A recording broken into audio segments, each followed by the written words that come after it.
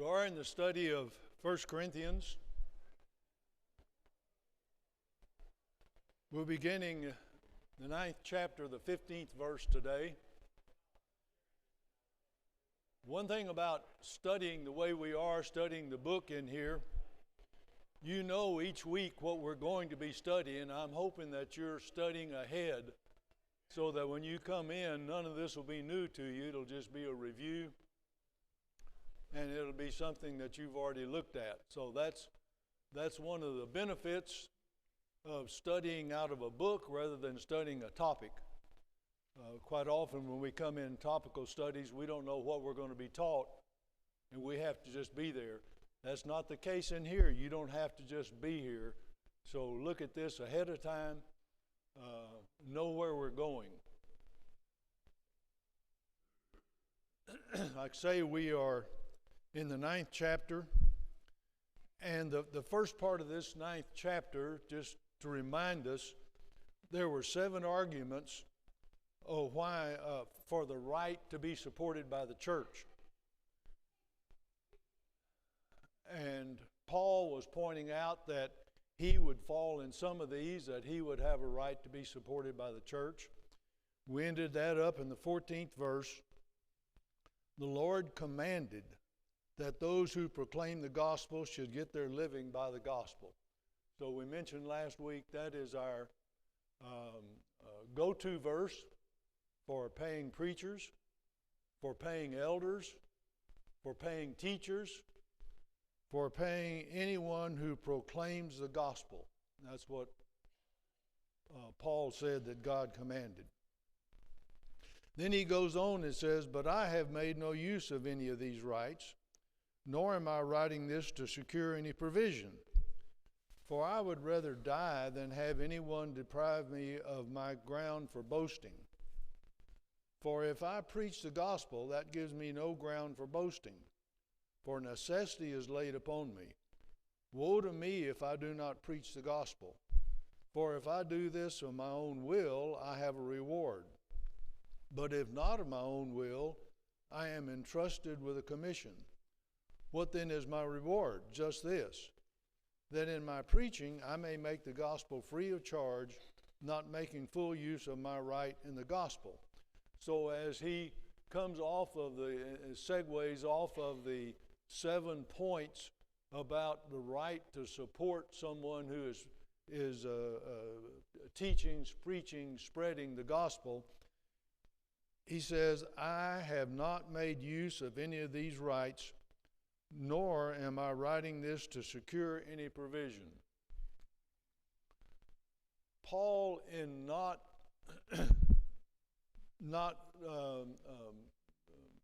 using his right to be supported by the church, had to be supported somehow. And how was Paul supported? He was a tent maker. He worked. Now, I don't have any doubt but what Paul was supported by the church as well. We're told that when the church at Antioch sent him out, probably with provisions, but when he went to Corinth, if we remember, he met up with 2 tent makers and began plying his trade of tent making. So he's saying to these Corinthians, I have not asked you to support me. I've not taken advantage of that right. I've not laid that on you. And there's a reason. It's interesting. I'd rather die than have anyone deny me my right for boasting. That sounds pretty egotistical, doesn't it? Doesn't sound very humble. The humility that we talked about earlier today. But that's not what he's saying at all. Because he goes on and says, "For if I preach the gospel, that gives me no ground for boasting." So I'm not boasting that I preach the gospel. For necessity is laid upon me. I feel the necessity to preach the gospel. Now, just because he's an apostle doesn't put that necessity on him. What puts the necessity on a person to preach the gospel? One.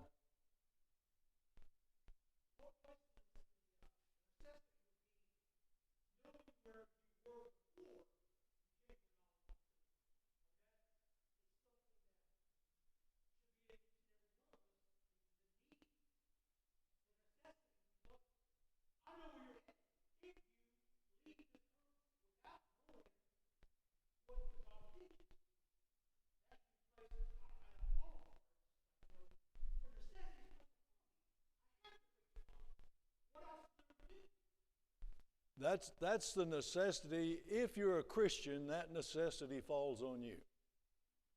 Now, it may not be to publicly preach, as Paul did. It may not be to preach in class settings, as some do. But brethren, if you're a Christian, you preach every day with your life, with your words, with your attitude, with your simplicity, and that falls upon you. That is a necessity for you to preach the gospel. Because you see, there's no middle ground. Either you're preaching the gospel or you're preaching Satan, one or the other, with your life. And the people will see in you what you allow them to see. And Paul says, of that necessity, I have that necessity, and it gives me no ground for boasting. Woe to me if I do not preach the gospel. And that comes to us today too. Woe to us if we do not preach the gospel. Again, lifestyle as well as words. For if I do this of my own will, I have a reward. But if not of my own will, I am trusted with a commission. What he's saying here is, I do this because I want to. Why do you want to, Paul? Probably because he understands where he came from. He was in the wrong place with God, thinking he was in the right place. But once he found out the true right, he felt this necessity to share this. And he says, if I didn't do it of my own will, I would be doing it like a slave. And there's a big difference whether we are portraying the gospel as a free person out of our own will, or whether we take the attitude, I'm a slave and I can't do anything about it, and I have to do this, and I have to go to church on Sunday, and I have to go to church on Wednesday, and I have to go visit the sick, and I have to do this, and I have to do... That's slavery. Now, I know we're told to be slaves to God, slaves to Jesus. That means obedience. He's Lord, we're slaves, we're obedient. But that's not the attitude of, I don't have any choice. God didn't make us robots. You have a choice. Paul says, my choice, I'm taking it and preaching the gospel. What then is my reward? Just this, that in my preaching I may make the gospel free of charge, not making full use of my right in the gospel. So he says, nobody can claim that I'm preaching the gospel for money. I'm not trying to come and get money from you. And that was the case with a lot of false teachers back in those days. They were coming through false teaching and looking for money. Paul said, nobody can ever charge me for that. I'm giving the gospel free. The gospel was given to me free. I'm giving the gospel to others free. That needs to be our attitude today too. Then he goes on in 19, for though I am free from all men, I have made myself a slave to all, that I might win the more. To the Jews I became a Jew in order to win the Jews. To those under the law I became as one under the law, though not being myself under the law, that I might win those under the law. To those outside the law I became as one outside the law, not being without law toward God, but under the law of Christ, that I might win those outside the law. To the weak I became weak, that I might win the weak. I have become all things to all men, that I might by all means save some. I do it for the sake of the gospel, that I may share in its blessings. Typical Pauline writing here. He makes a statement and then he makes a tangent, and he makes a statement and he makes a tangent. But what the context of what he's saying here is, I need to understand people before I can share the gospel with them. I need to understand who I'm teaching. That's his point here. His point here is not, and he starts off, I'm free from all man. I have made myself a slave to all, that I might win more. Typical Pauline. I'm free, but I made myself a slave. I made myself a slave so that I could teach. Now he gets into the details. To the Jews, I became as a Jew in order to win Jews. Wasn't Paul a Jew? To the Jew, I became as a Jew. See his total separation from his Jewish past for his Christianity.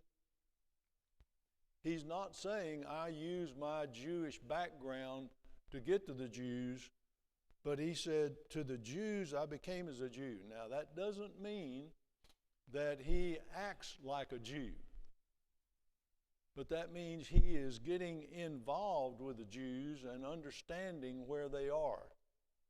I became as a Jew. I understand the Jews. That was pretty easy for him. In order to win Jews.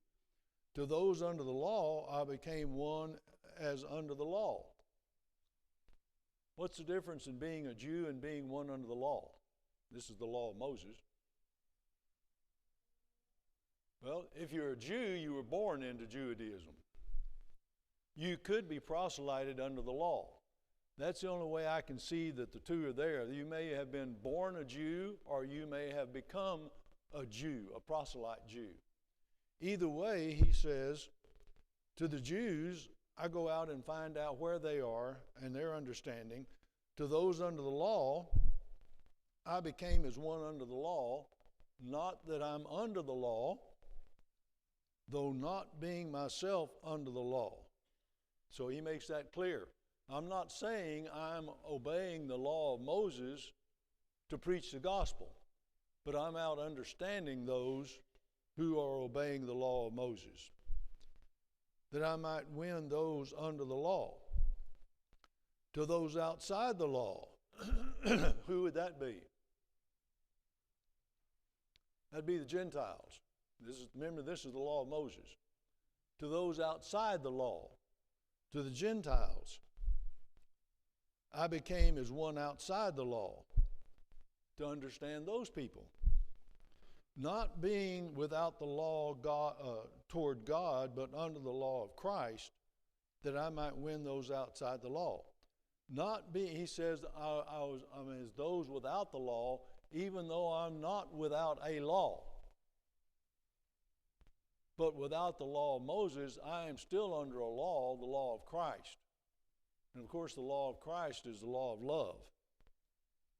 And that's what Paul is showing here to the world.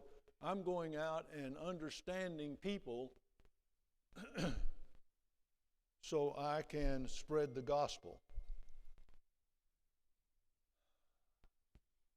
Brethren, I think this may be one of the real shortcomings of the church today. I'm not sure we know people. I'm not sure we know the people of the world.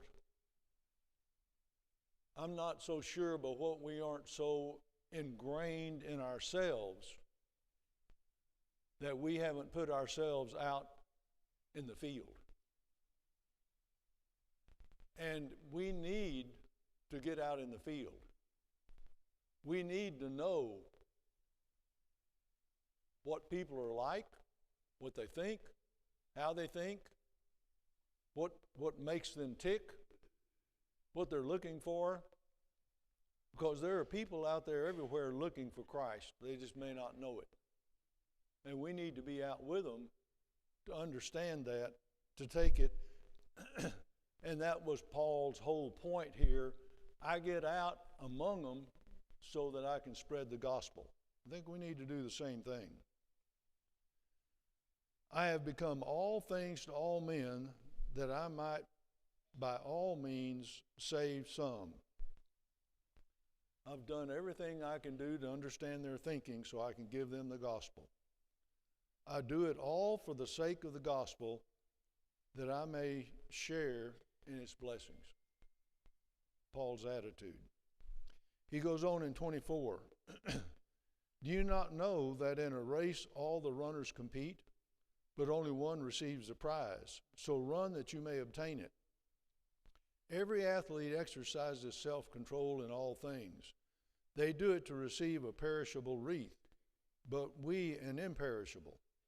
Well, I do not run aimlessly. I do not box as one beating the air, but I pommel my body and subdue it, lest after preaching to others, I myself should be disqualified. Paul, of course, goes into an athletic idea here to bring out his point. Do you not know that in a race all the runners compete, but only one receives the prize? The Olympic Games were still big at this point and were going on. The first Olympic game was in 776 BC. So it's 800 years of Olympic Games that have gone on since he's talked about this. The Olympic Games, the award for Olympic game would be a wreath, and that would be what they were running for. An interesting story about some of the Olympic Games, in 66 AD, Nero decided he was going to join the chariot races of the Olympic Games. So he got his chariot, got in the race, and in the race he crashed his chariot. But he got back up, remounted the chariot, went ahead and finished the race, came in dead last. The judges awarded him a winner. He was so proud of that winning wreath that he claimed that all of Greece didn't have to pay any tribute to him anymore because he won the race. Sometimes we have that attitude. Sometimes that's where the humility falls away and the pride comes in. But Paul is saying that all of these people that are in these races, they run to win. And he makes a statement, every athlete exercises self-control in all things. He's making the parallelism between athletes and Christians. So that parallelism would be we as Christians need to exercise self-control in all things. They do it to receive a perishable wreath, but we an imperishable. Well, I do not run aimlessly. I do not box as one beating the air. I'm not wasting my time, he says. But I pommel my body and subdue it. I keep my body in control. Scariest part of this whole thing. Lest after preaching to others, I myself should be disqualified. Brethren, once saved, always saved is not biblical teaching. You can live a life of a Christian. You can live a life that you feel is a Christian life, and be disqualified. You can live a Christian life and get tired of it and be disqualified.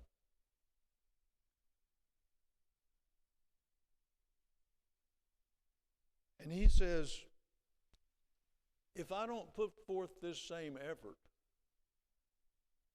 to control my body, to control myself, as an athlete does to win, I will be disqualified. And I guess the question comes to us today, do we have ourselves under control? And I know you might answer that, that's very tough to do. Yeah, it is tough to do. But we're going to see here in a little bit, you can do it. So just keep that in the back of your mind. He goes on in the letter now, we call it the 10th chapter.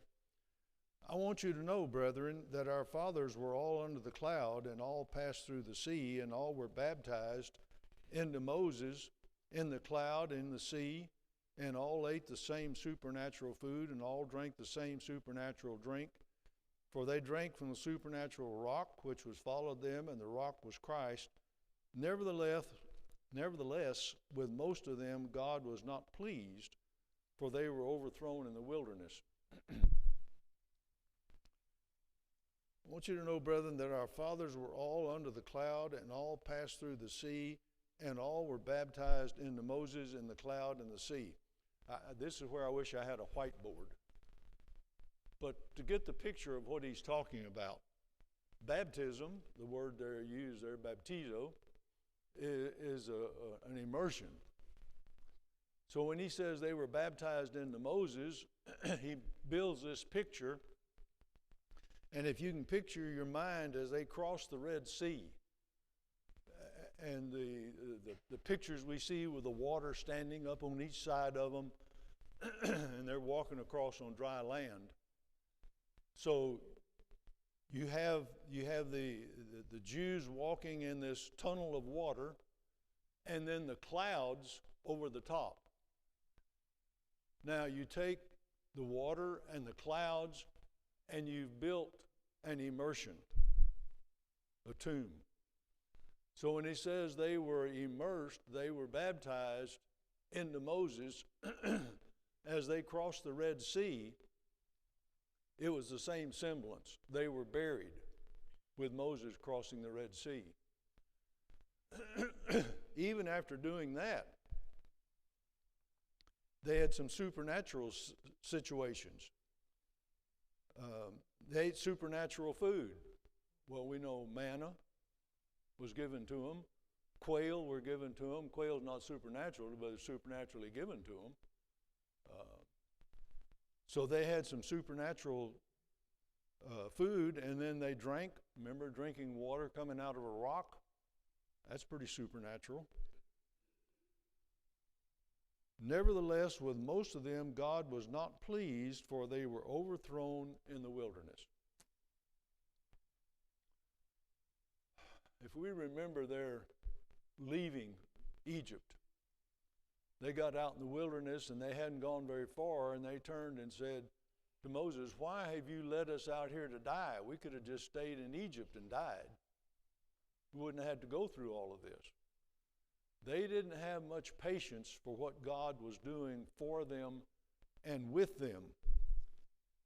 And that whole journey up to the river was that type of journey. And then, of course, they topped it off by saying, no, we can't go over and take them there. That's a land of giants. We're like grasshoppers in front of them, so we can't take them. God said, okay, for 40 years, I'll let you think about it. You're going to go out and wander around for 40 years. And all of you who left Egypt, all of you who were adults who left Egypt, nearly all of you are going to die. You're not going into the promised land. But for 40 years, God gave a new generation time to come up to go into the promised land. But some of the things that went on there, beginning in 6, now these things are warnings for us, or warnings for us, Christians, in nowadays. So what we're going to see here is things that went on with them come across as warnings for us. So it's not only just history, it's teachings as well. Now these things are warnings for us, not to desire evil as they did. Do not be idolaters as some of them were, as it is written. The people sat down to eat and drink and rose up to dance. We must not indulge in immorality as some of them did, and 23,000 fell in a single day. We must not put the Lord to a test as some of them did and were destroyed by serpents, nor grumble as some of them did and were destroyed by the destroyer. Now these things happened to them as a warning, but they were written down for our instruction, upon whom the end of the ages has come. Therefore, let anyone who thinks that he stands take heed lest he fall. No temptation has overtaken you that is not common to man. God is faithful, and he will not let you be tempted beyond your strength. But with the temptation will also provide the way of escape, that you may be able to endure it. So he gives 5 different examples of problems they went through. First, he said, not to desire evil as they did. It sounds pretty harsh to say they desired evil. But whenever you look at the history, began with the forming of the golden calf. And then as they were in the wilderness, they had the judges. They would fall away from God, and then the judge would bring them back, and they'd fall away, and they'd bring them back, and they'd fall away, and they'd bring them back. They were desiring evil. Every time God would get them straightened out, they'd want something different. Then they wanted kings. God says, you don't need kings. You have a king. No, we want kings like everybody else. It would certainly seem like it would come across that they desired evil more than they desired God. So that's the first thing. Second thing in verse 7, do not be idolaters as some of them were, as it is written, the people sat down to eat and drink and rose up to dance. Exodus 32, verses 4 and 6, talking here about Aaron and the golden calf. They brought all the gold. Aaron formed the golden calf. The calf just miraculously came out of the fire, a golden calf, and they danced around him and worshiped the golden calf. Verse 8, the third thing, we must not indulge in immorality, as some of them did, and 23,000 fell in a single day. Numbers 25, 1 through 9, when they were began to worship and follow Baal, 23,000 were killed. Verses 9, number 4, we must not put the Lord to the test, as some of them did and were destroyed by serpents. Numbers 21, 5 and 6. This is where people were questioning God, were grumbling and questioning God about bringing them out of Egypt, and God sent the serpents in among them. Verse 10, item number 5, nor grumble, as some of them did, and were destroyed by the destroyer. Numbers 16, 41 and 49. 14,900 Jews died because of grumbling. Are you a grumbler? That's not a word we use too much, but I think we all know what it means. 15,000 died because they grumbled. Beware. Remember, Paul said this is written for our teaching, for our learning, for our instruction. They were destroyed by the destroyer. Now, these things happened to them as a warning. They warned the Jews. Each one of these things that happened, God was warning the Jews at that time, you need to make a change. You're doing something wrong, depending on which situation. But they were written down, they were preserved for our instruction. Our instruction upon the end of the ages were written down for our instruction. How would that instruct us? Well, one, I think the big way it instructs us in God's ways. How God approaches things. And what it tells me in each one of these is God knows what he wants, and he wants what he wants. And he won't accept anything else. So this instruction comes to us today. God is still in that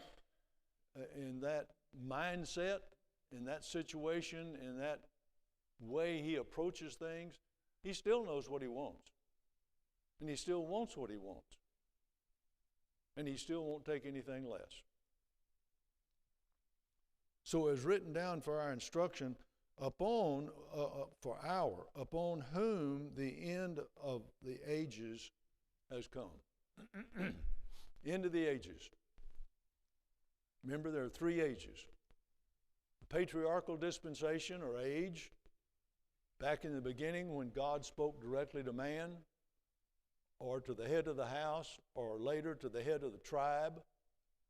That's the patriarchal dispensation. That lasted 2,500 years. And then the law of Moses came, and that ended the patriarchal dispensation. God no longer talked directly to the patriarchs, but now he talked to the people through Moses, and that's what we call the Mosaical dispensation or Mosaical age. And that went from the giving of the law of Moses up until the cross. Colossians 2:14, the old law was nailed to the cross. So that was 1,500 years. So we have 2,500 years of patriarchal time, God speaking directly to the patriarchs, 1,500 years of Mosaical time, God speaking through Moses, through the law of Moses, to the people, and both of those are completed. So if you remember the old chart, there's 2 completed circles, and the old chart is OOC. Completed, and then the third and last dispensation is when Hebrews 1, the writer said, in times past, God spoke through the prophets, but now he speaks to the Son. So the law of Christ now is in existence. The law has come through Christ, and the law is Christ. And so now we are in the Christian dispensation, patriarchal, Mosaical, Christian. And that's an open end. That's not completed because we're still there. We're still closing that circle up. And when Jesus comes again, then that circle will close, and that'll be it. That's why this is called the last ages. There aren't any more. If you were living in the patriarchal dispensation, you had ages to come. Mosaical, you had ages to come. Christian dispensation, this is it. This is it. You can't say, well, I may not make it here, but there'll be another dispensation, I'll give it another try. No. If God calls it to the end now, he says he's going to judge you on what you've done in the body. What you've done in your life will be your judging.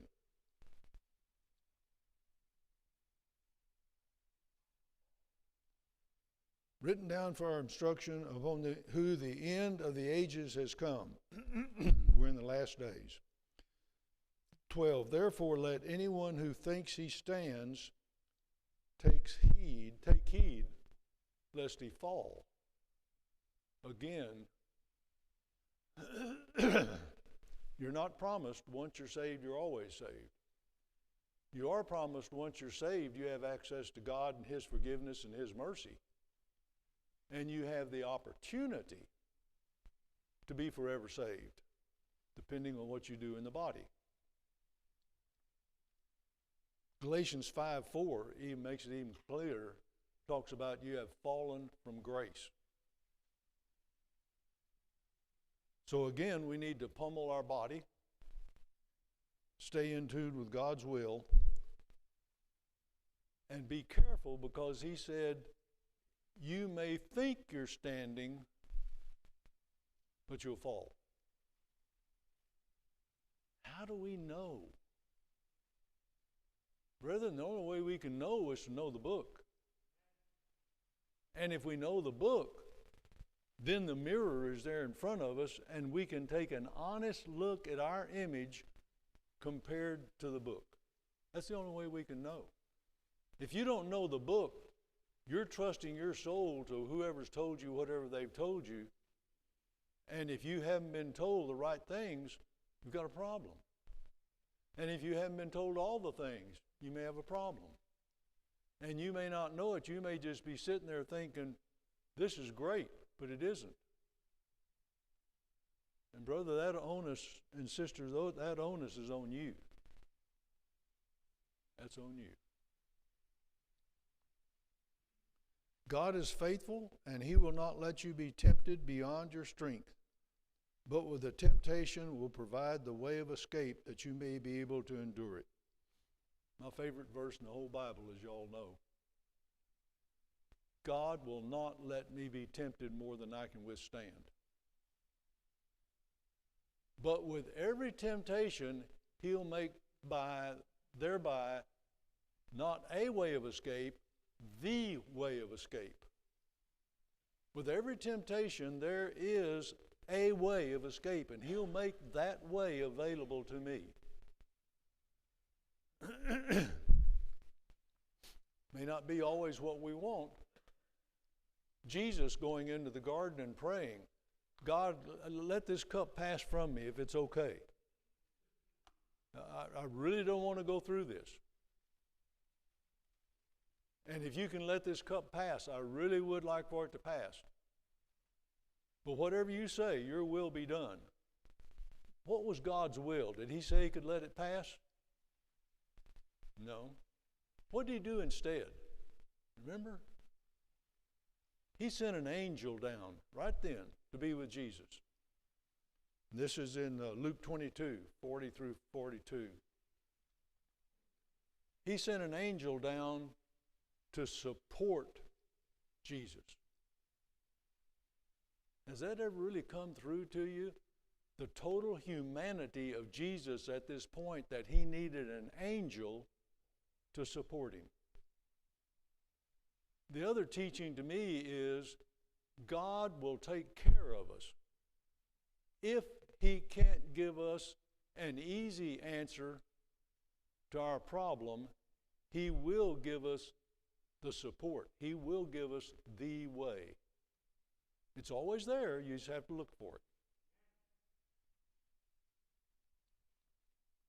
14, therefore, my beloved, shun the worship of idols. I speak to a sensible men. Judge for yourselves what I say. The cup of blessing which we bless is not as participation in the blood of Christ. The bread which we break, is it not a participation in the body of Christ? Because there is one bread, we who are many are one body, for we all partake of the one bread. Consider the practice of Israel, and are not those who eat the sacrifices partners in the altar? What do I imply then? That food offered to idols is anything, or that an idol is anything? No, I imply that what pagans sacrifice they offer to demons and not to God. I do not want you to be partners with demons. You cannot drink the cup of the Lord and the cup of demons. You cannot partake of the table of the Lord and the table of demons. Shall we provoke the God to jealousy? Or are we stronger than He? Thank you. So He says, stay away from the worship of idols. As we mentioned, there were 7 temples in this great city, major. There were all sorts of pagan religions. These Gentile Christians would have come out of paganism more than likely. They would be tempted to keep some of their pagan ways, just as, and that's not unusual, just as the Jewish Christians wanted to keep circumcision and bind circumcision on Christians. And of course the conference in Acts 15 took care of that and said, no, circumcision is not going to be bound on Christianity. So it's not unusual to bring with you what you've had before. We see that in the church. We see, especially people converted as adults, the things that they think would be perfectly acceptable to God to bring with them. But He's saying here, you can't do that. And He talks about the communion. We have the communion, and we have the cup of blessing, the breaking the bread as the body of Christ. We have this communion, and that communion with God cannot be combined with the communion of Satan, which would be the paganistic world. He says, then what am I talking about? That food offered to idols is anything, or that an idol is anything? No. I imply that what pagans sacrifice they offer to demons and not to God. I do not want you to be partners with demons. If you start bringing that in, then you try to to bring Satan in with you. 21, you cannot drink the cup of the Lord and the cup of demons.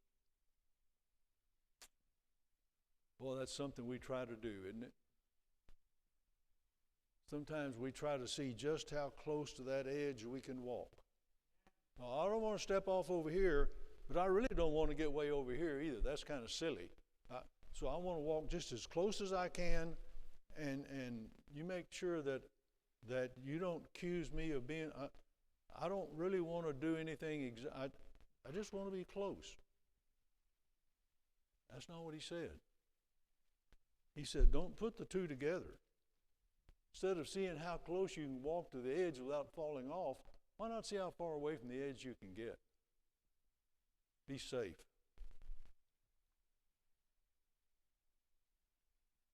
You cannot drink the cup of the Lord and the cup of demons. You cannot partake of the table of the Lord and the table of demons.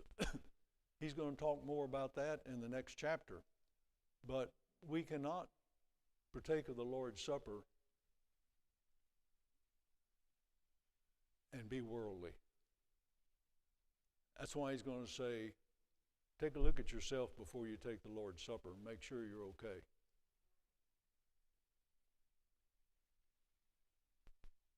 Shall we provoke the Lord to jealousy? But also what he's saying is, you can't be neutral.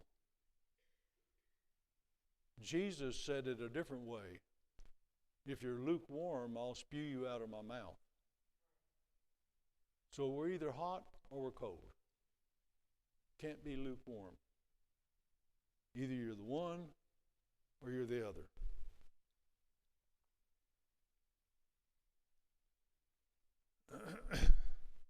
Well, he's going to go on with this beginning in the 23rd verse, but I think there's probably a little bit too much to try to cover in the next 2 minutes. So next time we may run long. I'll let you out early today.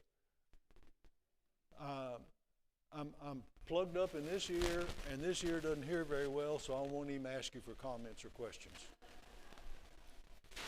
See you next week.